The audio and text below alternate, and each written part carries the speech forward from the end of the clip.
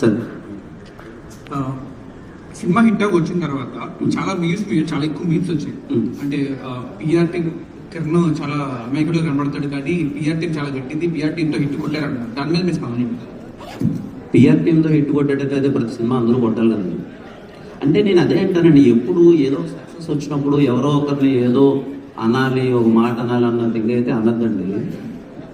పర్లేదు అన్న ఆన్సర్ చేద్దాం, పర్లేదు తప్పే ఉంది. అయ్యో సార్ అన్న ఆన్సర్ చేద్దాం తప్పే ఉంది, కెమెరా తిప్పండి అన్న ఆన్సర్ చేద్దాం ఏం కాదు.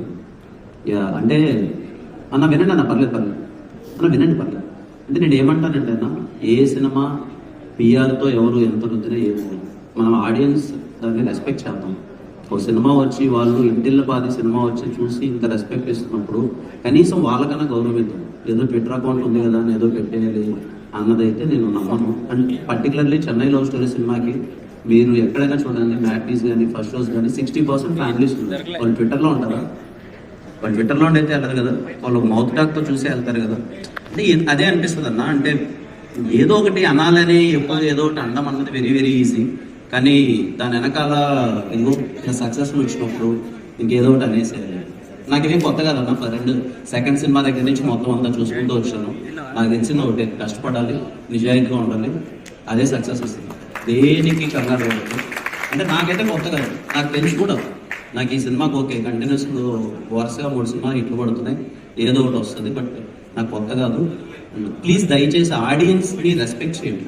నా సినిమా కాదు, ఎనీ సినిమా వచ్చి థియేటర్లో అంత మంచి కలెక్షన్లు ఇచ్చినప్పుడు ఆడియన్స్ వచ్చి సినిమా చూసారా, అందుకే ఇంత టీంకి గౌరవం కానీ సక్సెస్ కానీ వచ్చిందిరా అన్నది ఆడియన్స్ రివ్యూని దయచేసి రెస్పెక్ట్ చేయండి.